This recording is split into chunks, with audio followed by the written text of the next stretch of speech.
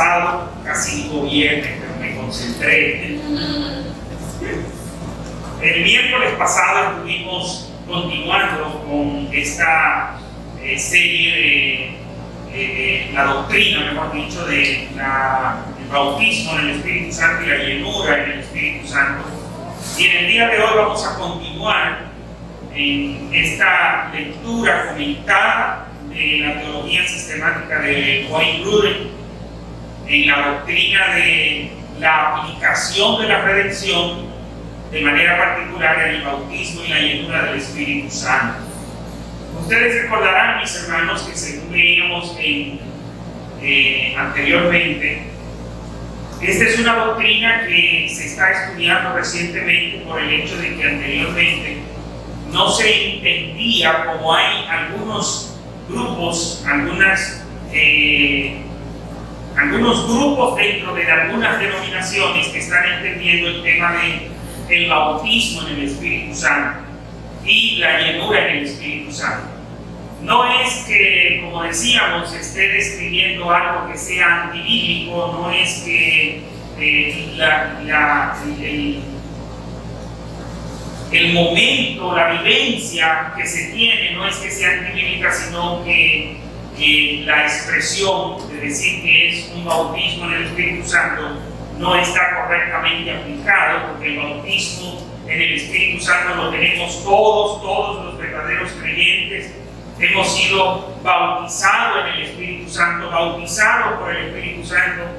Sin embargo, esta experiencia, esta, vamos a decir, renovación espiritual que sienten algunos hermanos o que sentimos en algún momento de nuestra vida, es una experiencia que la podemos llamar precisamente como una renovación espiritual, como una llenura espiritual, y no como un bautismo, porque el bautismo es aplicable a todos los creyentes.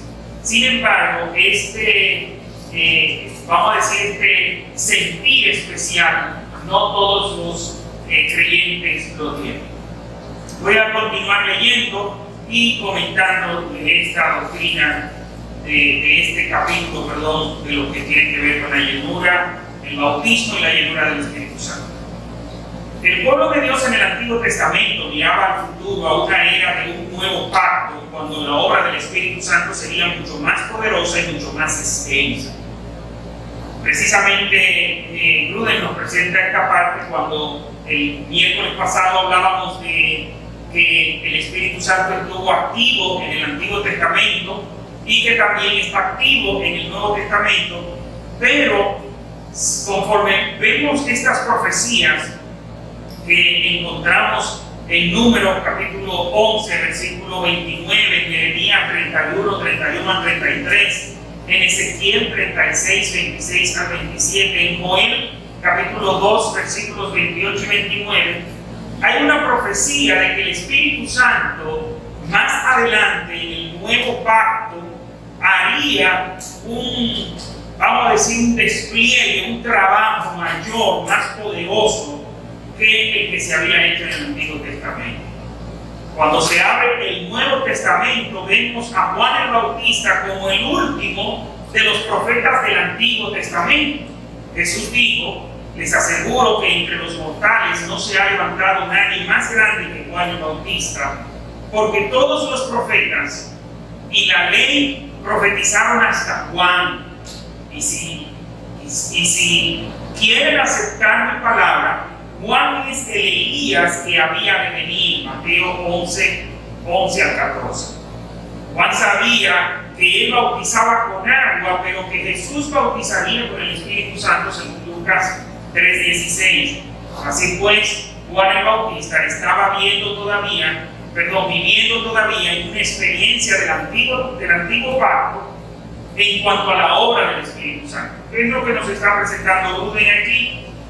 Que precisamente todavía en los tiempos de Jesús, todavía en los tiempos de Juan el Bautista, vamos a ver que estamos en el período del antiguo pacto. Porque ¿quién abre el nuevo pacto? Precisamente Jesús. Jesús es que abre el nuevo pacto con su nacimiento, vida, muerte y resurrección. Y sigue diciendo, en la vida de Jesús vemos por primera vez el poder del Espíritu Santo actuando en el nuevo pacto. El Espíritu Santo desciende sobre él en el bautismo, según vimos en Lucas 3, 21 al 22, y después de sus tentaciones regresó a Galilea en el poder del Espíritu Santo, Lucas 4, 14. Entonces empezamos a ver cómo será ese poder del Espíritu Santo en el nuevo pacto, porque Jesús arroja demonios de la vida de las personas mediante su palabra, sana a los enfermos que le llevan y enseña con una autoridad que las personas no habían escuchado antes. Todo esto nos lo narra Lucas en su libro, en su Evangelio, capítulo 4, versículos 16 al 44.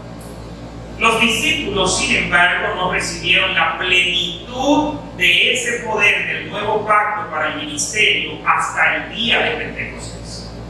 Fíjense que el argumento que se presenta de este bautismo en el Espíritu Santo, que es una experiencia después de la conversión, es decir, la persona se convierte y al tiempo de estar convertido, como en el caso de los apóstoles, el argumento que presentan los defensores del bautismo en el Espíritu Santo como una segunda experiencia en el creyente, lo que presentan es que precisamente los apóstoles fueron bautizados por el Espíritu Santo después de la ascensión.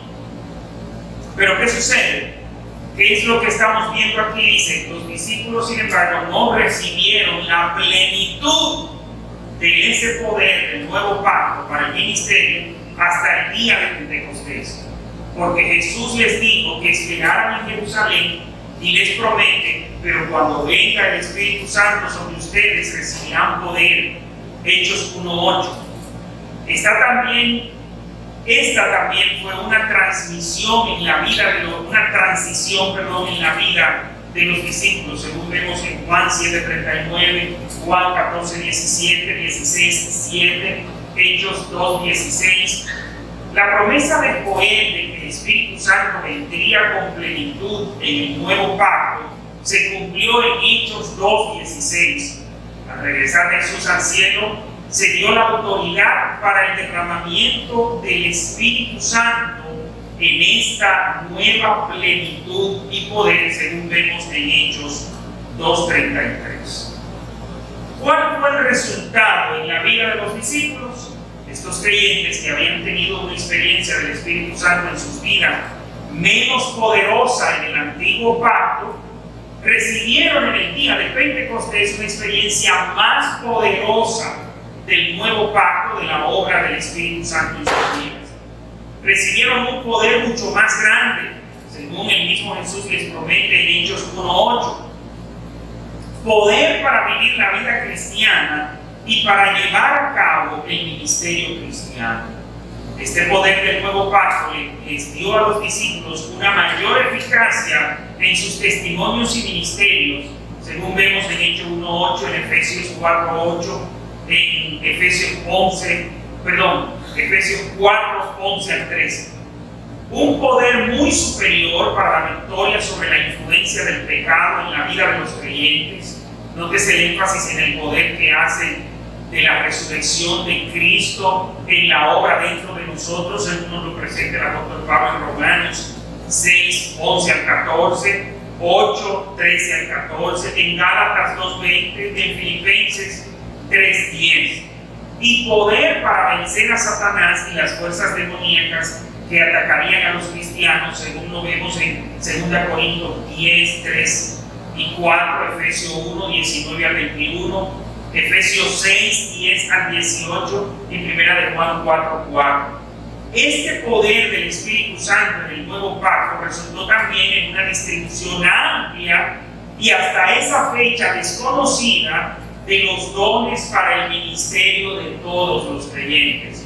Según vemos en Hechos 2, 16 al 18, 1 Corintios 12, 7 y 11, 1 de Pedro 10, 11, y también se puede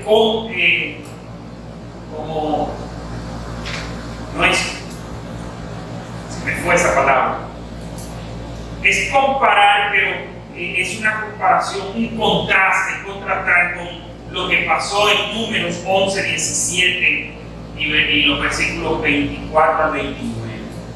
¿Qué es lo que vemos entonces en el Nuevo Testamento, en el libro de los Hechos?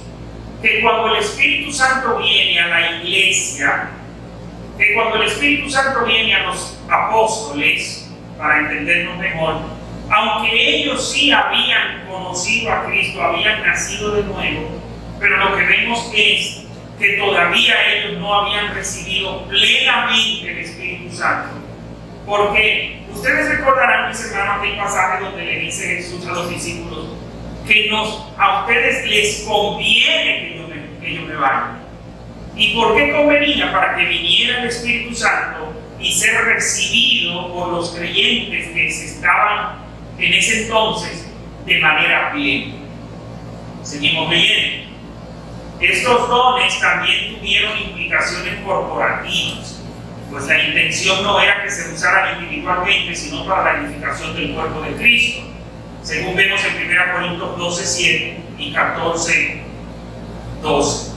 También significaba que el Evangelio ya no estaba limitado efectivamente a los judíos, sino que todas las razas y naciones escucharían el Evangelio en poder y serían incorporados a la iglesia para la gloria de Dios.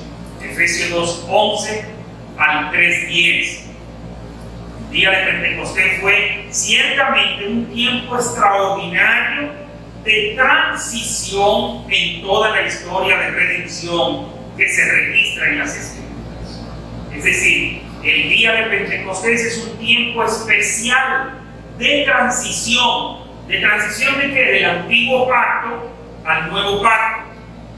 De la obra del Espíritu Santo en la nación judía a la obra del Espíritu Santo a través de la iglesia. Este es un periodo especial. Sigue diciendo. Fue un día notable en la historia del mundo porque en ese día el Espíritu Santo empezó a funcionar entre el pueblo de Dios con el poder del nuevo pacto. Pero este hecho nos ayuda a entender lo que les ocurrió a los discípulos en Pentecostés. Ellos recibieron este extraordinario nuevo poder del Espíritu Santo porque estaban viviendo en el tiempo de transición entre la obra del Espíritu Santo en el antiguo pacto y la obra del Espíritu Santo en el nuevo pacto. Aunque fue una segunda experiencia del Espíritu Santo que vino mucho después de su conversión, no hay que tomarlo como un modelo para nosotros, porque nosotros no estamos viviendo el tiempo de transición en la obra del Espíritu Santo.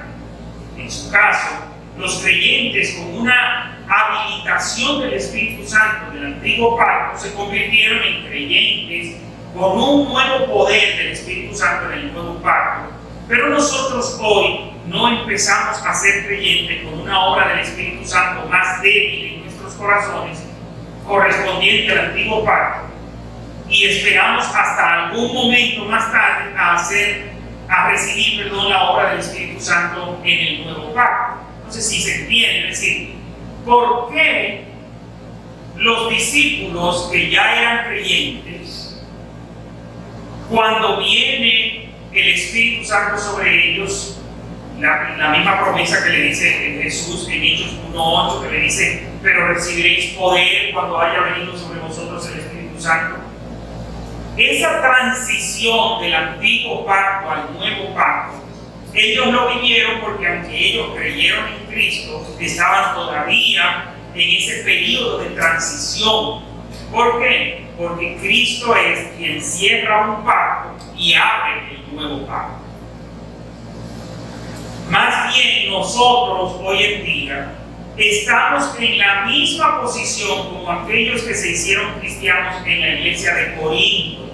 Cuando nos hacemos cristianos, todos somos bautizados por un mismo espíritu para constituir un solo cuerpo, según nos dice 1 Corintios capítulo 12 y 13. Perdón, capítulo 12, versículo 13. Como sucedió con los creyentes corintios y como aconteció con todos los nuevos creyentes en las muchas iglesias que se formaron durante los viajes misioneros del apóstol Pablo.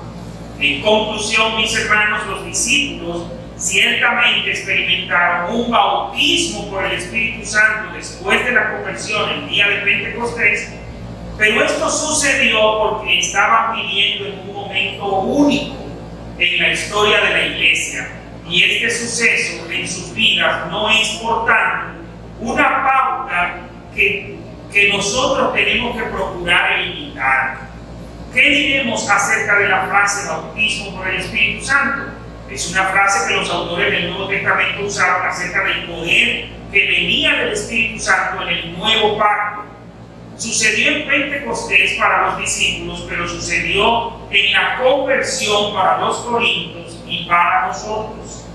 No es una frase que usarían los autores del Nuevo Testamento para hablar de una experiencia posterior a la conversión de habilitación por el Espíritu Santo.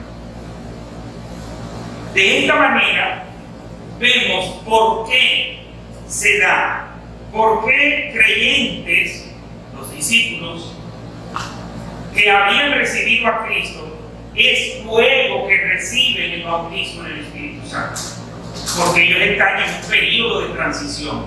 Hasta que Cristo no se fuera, ese bautismo en el Espíritu Santo no lo iba a recibir la iglesia, que eran ellos los que componían esa iglesia en ese entonces. Ahora bien, eso no quiere decir que eso es lo que sucede en todos los creyentes. No, sucedió en ellos. Ya cuando una persona recibe a Cristo de corazón, cuando una persona se arrepiente genuinamente, es bautizado con el Espíritu Santo, es bautizado en el Espíritu Santo. Ya ustedes recordarán que veíamos que esta expresión se puede usar indistintamente, tanto ser bautizado en el Espíritu Santo como ser bautizado con el Espíritu Santo. Por tal razón, no es una experiencia diferente la una de la otra. Fue, vamos a decir, progresiva, si pudiéramos llamarlo de esa manera, entre los discípulos, entre los creyentes que estaban en ese periodo de transición. Pero después que ya el periodo de transición se dio, ya todos los creyentes, los que reciben a Cristo de corazón, son bautizados con el Espíritu Santo. ¿Cómo debemos entender la segunda experiencia en Hechos? Porque no solo pasó con los apóstoles. Vamos a ver que también pasó en otras ocasiones. Pero aún si nosotros hemos entendido correctamente la experiencia de los discípulos en Pentecostés, como aparece registrada en Hechos, no hay otros ejemplos de personas que han tenido una segunda experiencia del poder del Espíritu Santo después de su conversión, tales como los creyentes en Hechos capítulo 8, los creyentes en Samaria, recuerdan cuando le predicó Felipe, o en Hechos 10, entiéndase cuando el apóstol Pedro le predica a Cornelio y su familia, o en Hechos 19 con los discípulos de Éfeso. Vamos a ver estos casos que también eran creyentes y luego reciben este bautismo en el Espíritu Santo. En Hechos capítulo 8, específicamente hablando del versículo 4 al 25, los samaritanos creyeron a Felipe, que les anunciaba las buenas nuevas del reino de Dios y el nombre de Jesucristo. Y tanto hombres como mujeres se bautizaron. En Hechos 8:12 lo vemos. Algunos han argumentado que esta no era genuina fe salvadora de parte de los samaritanos. Sin embargo, no hay indicación en el texto de que Felipe tuviera una comprensión deficiente del Evangelio. Él había sido un creyente prominente en la iglesia de Jerusalén, ni de que Felipe mismo pensara que su fe en Cristo fuera inadecuada, porque él permitió que se bautizara. Un mejor entendimiento de este suceso sería que Dios, en su providencia y soberanía, esperó a dar directamente la experiencia del poder del Espíritu Santo del nuevo pacto a los samaritanos por manos de los apóstoles.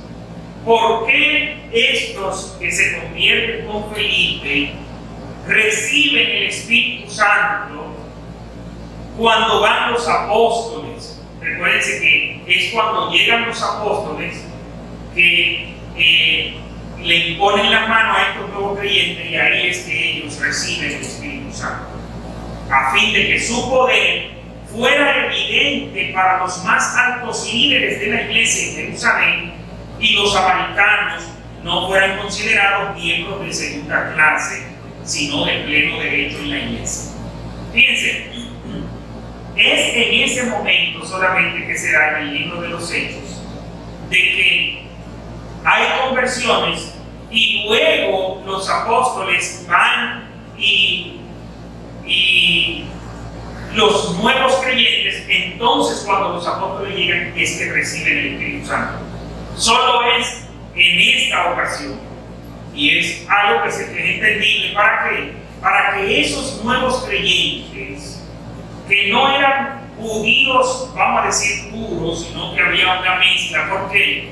Porque los samaritanos eran precisamente una región mezclada de judíos con gentiles, matrimonios mixtos, ¿entendido? Entonces, así como a través de los apóstoles es que los primeros creyentes reciben el Espíritu Santo, también a través de los apóstoles es que aquí en en Samaria, ellos reciben el Espíritu Santo.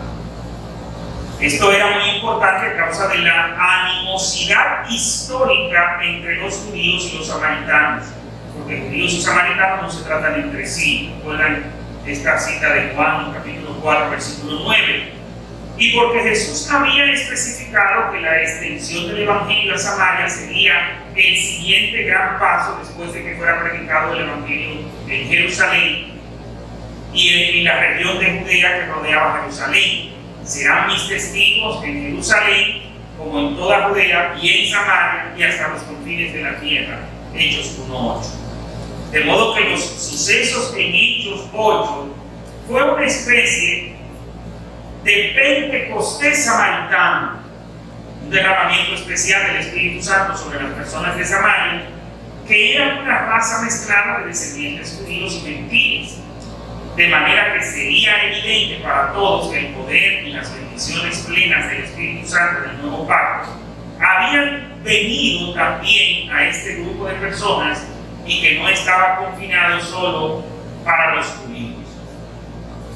Debido a que este es un suceso especial en la historia de la redención, al irse repitiendo el modelo de Hechos 1:8 en el libro de Hechos, no es un modelo para que se repita entre nosotros hoy.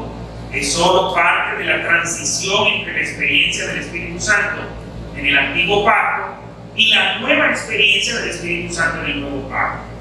La situación en Hechos 10 es menos complicada porque no está, ya ahí terminamos el de Hechos 8. Ahora vamos a hablar, o va a continuar narrándonos aquí Ruden, exponiéndonos Ruden, de que en el caso de Hechos capítulo 10 es un caso totalmente diferente. Dice, la situación en Hechos 10 es menos complicada porque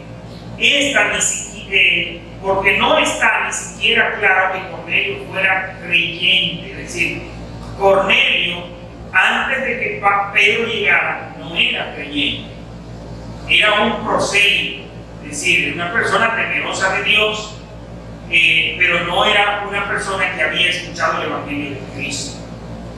Sigue diciendo, antes de que Pedro llegara, es evidente que él no había confiado en Cristo para su salvación. Él es más bien un gentil que fue uno de los primeros ejemplos de cómo el Evangelio llegaría hasta los confines de la tierra, según Hechos 1:8. Está claro que Cornelio no había creído antes de la muerte y de la resurrección, no había creído antes en la muerte y resurrección de Cristo para su salvación, y que más tarde tuviera una segunda experiencia después de su conversión. Es decir, el caso de Cornelio no entra dentro de este grupo, de que primero tuvo la conversión y después tiene esta experiencia del bautismo en el Espíritu Santo. Solo lo vemos en Hechos capítulo 2 con los apóstoles, los que estaban esperando allí en el día de Pentecostés, y con lo que se le predicó en Samaria.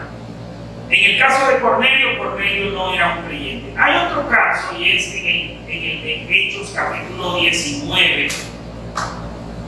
En Hechos capítulo 19 nos encontramos una vez más con una situación de algunas personas que no habían oído en realidad acerca del Evangelio de la Salvación por medio de Jesucristo.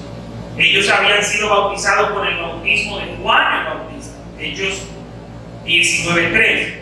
Así que probablemente eran personas que habían oído predicar a Juan el Bautista o que habían hablado con algunos que habían escuchado predicar a Juan el Bautista y habían sido bautizados con el bautismo de Juan, como una señal de que se habían arrepentido de sus pecados y que estaban preparados para la venida del Mesías. Al parecer, ellos no sabían nada de la muerte y resurrección de Cristo, porque ni siquiera habían oído hablar del Espíritu Santo. ¿Recuerdan? En este capítulo 19, cuando ellos dicen que ni siquiera habían oído hablar si había un Espíritu Santo. Un hecho que cualquiera que hubiera estado presente en Pentecostés, hubiera escuchado el Evangelio después de Pentecostés, sabría.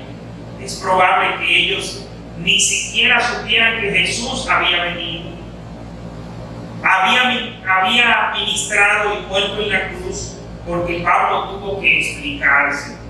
El bautismo de Juan no era más que un bautismo de arrepentimiento. Él le decía al pueblo que creyera en el que venía después de él, es decir, de Jesús. Por tanto, estos discípulos en Éfeso no tenían conocimiento ni entendimiento del nuevo pacto o de la fe del nuevo pacto. Y desde luego no tenían una experiencia del poder del Espíritu Santo en el nuevo pacto. Eran discípulos solo en el sentido de seguidores de Juan el Bautista, que estaban todavía esperando al Mesías. Cuando oyeron acerca de él, creyeron en él y entonces recibieron el poder del Espíritu Santo que era apropiado para el Evangelio del Señor Jesucristo resucitado. Es decir, en el caso de Hechos 19, entonces, no aplican, no fueron creyentes que después fueron bautizados. Eran personas que habían escuchado la predicación de Juan el Bautista, sea por el mismo Juan el Bautista o por un discípulo de Juan el Bautista, pero no habían escuchado el mensaje del Evangelio completo. Debido a esto, estos discípulos en Éfeso no son un modelo a seguir para nosotros hoy, porque nosotros no desarrollamos primero una fe en un Mesías que estamos esperando. Aquí no estamos esperando que el Mesías que será crucificado va a venir. Estamos esperando al Mesías, pero lo estamos esperando en su segunda venida. Y luego, más tarde, nos enteramos de que ese Jesús ya había venido, ha vivido, ha muerto y resucitado. Llegamos inmediatamente a un entendimiento del Evangelio y entramos inmediatamente en una experiencia del nuevo pacto en cuanto al poder del Espíritu Santo. Parece, por tanto, que no hay texto en el Nuevo Testamento que nos anime a buscar una segunda experiencia del bautismo en el Espíritu Santo que venga después de la conversión. Lo que sí podemos hablar, y es lo que vamos a tratar ahora, es los grados de habilitación o los grados de llenura que una persona puede tener del Espíritu Santo. Hay muchos grados de habilitación, diferentes grados de comunión con Dios, de madurez cristiana personal. Hay cristianos en todos los puntos en la escala de la madurez cristiana, es decir, no todos tenemos la misma madurez cristiana, no todos tenemos el mismo compromiso, la misma comunión, no todos tenemos la misma santificación. Hay una intimidad creciente de compañerismo en el caminar con Dios que es diferente en cada uno de nosotros y en cada uno de los creyentes en todas partes del mundo. Hay una mayor experiencia del poder del Espíritu Santo obrando en las vidas nuestras, pero de diferentes maneras. Es Es decir, hay hermanos que usted ve que tienen, ¿qué les puedo decir? Como esa fe, y oran y vemos cómo Dios hace milagros a través de esas personas. Sin embargo, hay otros que tienen una mayor entrega y pasión por las cosas de Dios. Esos niveles sí, en verdad están. La vida cristiana debiera ser una de crecimiento en todas estas áreas, al ir progresando a lo largo de la vida. Para muchas personas ese crecimiento será gradual y progresivo y se extenderá a lo largo de los años de sus vidas. ¿Cómo debiéramos entender la experiencia contemporánea? Es decir, esas personas que hablan de ese nuevo poder que han recibido. ¿Qué ha ocurrido entonces con las personas que dicen que han experimentado un bautismo en el Espíritu Santo que ha traído gran bendición para sus vidas?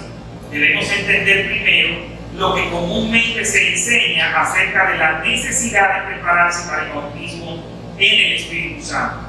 Con mucha frecuencia se les enseña a las personas que deben confesar todos sus pecados conocidos, arrepentirse de cualquier pecado que quede en sus vidas, confiar en Cristo para el perdón de sus pecados, dedicar al servicio del Señor cada área de sus vidas, rendirse completamente a Él y creer que Jesús va a darle poder en una forma nueva y capacitarlo con nuevos dones para el ministerio. Entonces, después de esa preparación, se les anima a que le pidan a Jesús en oración que los bautice en el Espíritu Santo. Pero, ¿qué es lo que hace esta preparación? Eso es una receta garantizada de crecimiento importante en la vida cristiana. Es decir, todo el que hace esto, que vemos aquí, si usted confiesa y se aparta de todos sus pecados, porque diríamos nosotros, pero nosotros ya hemos pedido perdón por nuestros pecados. Sí, pero como dice el autor Jerry Bridges en su libro Pecados Respetables, hay pecados que nosotros todavía acariciamos. Vamos a ver cómo será el crecimiento espiritual de las personas, dependiendo el grado de entrega que esa persona tiene hacia Dios. Usted va a ver personas que tienen menos tiempo en el Evangelio y tienen un mayor crecimiento espiritual que otros que tienen más tiempo en el Evangelio. ¿Por qué?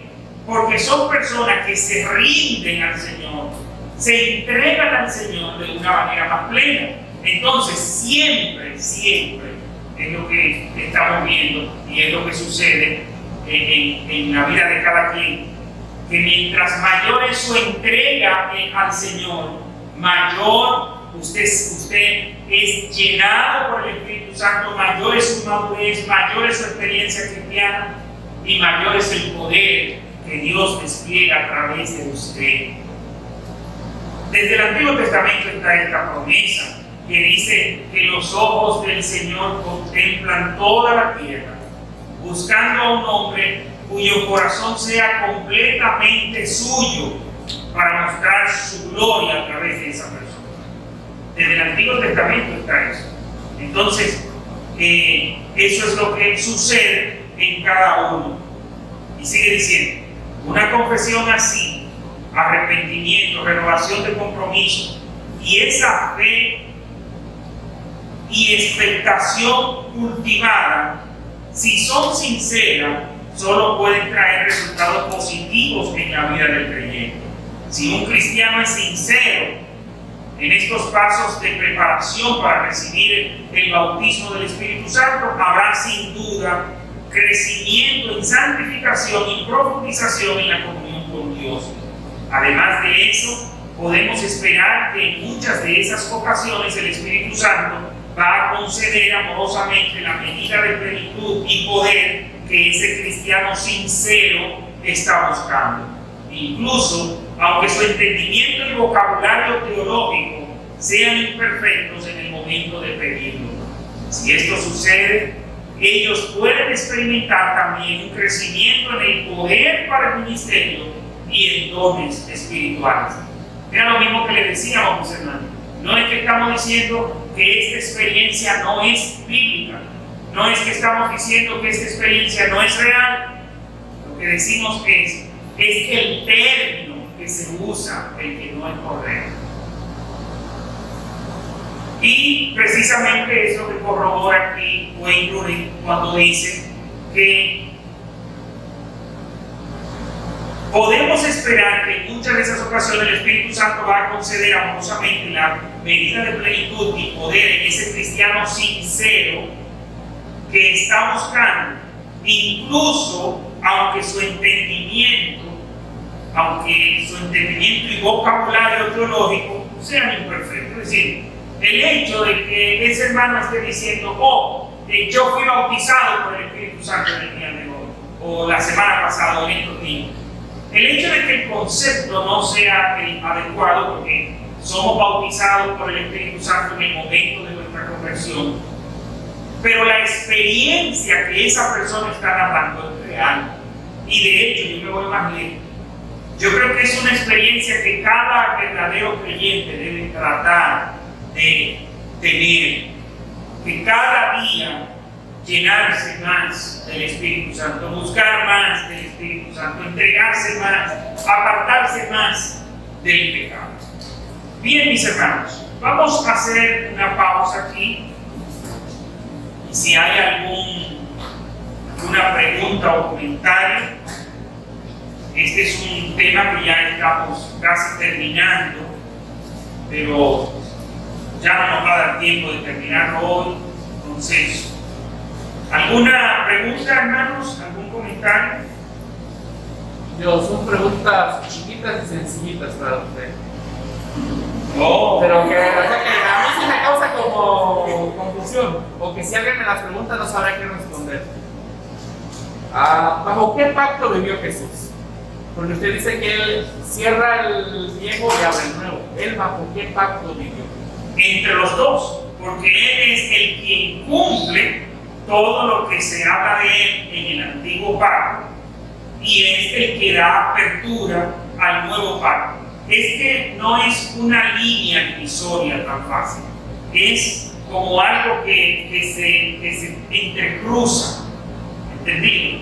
No es como, por ejemplo, tenemos mano ante brazo, brazo ante brazo y mano. No es una división definida, es algo que se entrelaza. Entonces, Cristo es quien cierra el antiguo y abre el nuevo. Mi llenura de Espíritu Santo, en este caso lo voy a poner, mi poca llenura de Espíritu Santo, ¿afecta mis recompensas en el cielo? Porque a mi entender, tener poca llenura de Espíritu Santo, como usted lo explicó, es como no entregarse totalmente a Dios. Es como ser como un enano espiritual. Pero eso entonces afecta mis recompensas en el cielo. Yo creo que sí, porque, bueno, para los que no escucharon, la pregunta del hermano Sergio es que si el nivel de llenura mío del Espíritu Santo afecta mis recompensas en el cielo. Yo creo que sí, porque nosotros seremos recompensados conforme a lo que hayamos hecho, dependiendo si lo que nosotros hacemos lo estamos haciendo por la actitud correcta.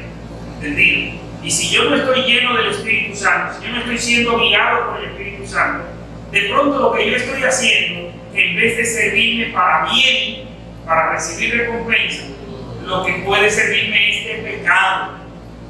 Como nos dice la Biblia en 1 Corintios, precisamente le daba esa cita a Sara, en el capítulo 3, a partir del versículo 10, que dice que cada uno de nosotros se presentará delante del tribunal de Cristo y que nuestras obras, nuestro trabajo será probado por el fuego.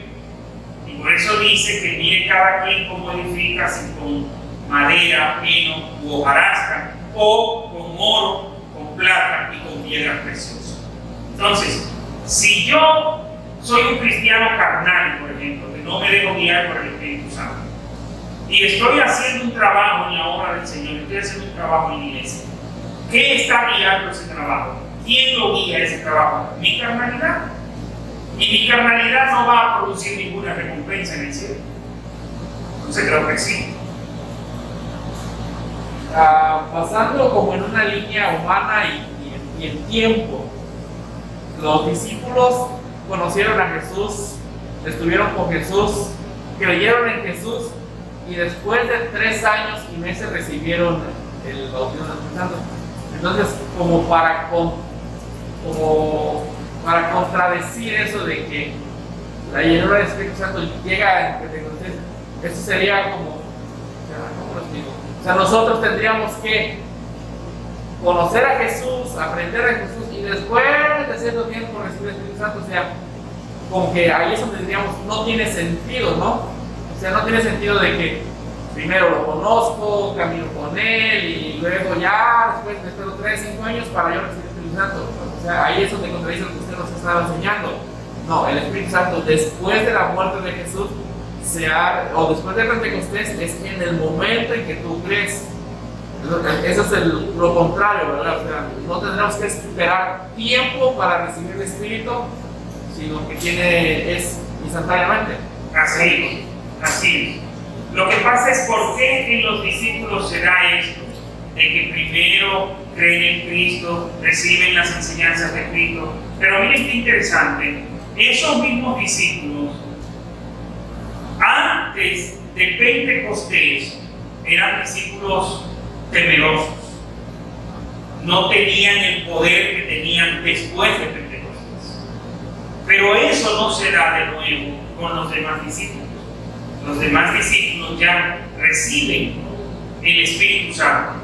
Y claro está, vuelvo a repetir, mis hermanos, que aquí son como 5 slides para ver de lo que es la llenura del Espíritu Santo. ¿De qué depende de que nosotros veamos algunas iglesias, algunas personas que tienen un ministerio de poder, de impacto? Su entrega, su llenura del Espíritu Santo. De hecho, vamos a ver hermanos que en un periodo eran cristianos débiles, cristianos pusilánimes, cristianos, y de pronto a partir de un evento en su vida se convierten en cristianos firmes, cristianos fieles, cristianos entregados. ¿Y a qué se debe eso? Esa experiencia, lo que estamos diciendo es que esa experiencia es verdadera, que eso se da, que eso es real. Ahora, no quiere decir que fue que esa persona ese día fue bautizada con el Espíritu Santo. No, ese día comenzó un proceso de llenura espiritual, que es lo que nos manda la Biblia en diferentes pasajes, de ser llenos por el Espíritu Santo, de que seamos controlados, dirigidos por el Espíritu Santo. Y es lo que vamos a ver en los 5 o 6 slides que nos quedan pendientes. ¿Alguien más? ¿Preguntas, comentarios? Parece que no. Entonces, nada, terminamos por hoy. Lo dejamos hasta aquí. Y si algún hermano trajo alguna ofrenda, recuerde dejarla al momento de salir. Y vamos a pedir al hermano Andrés que nos despida en oración para que vayamos a nuestros hogares.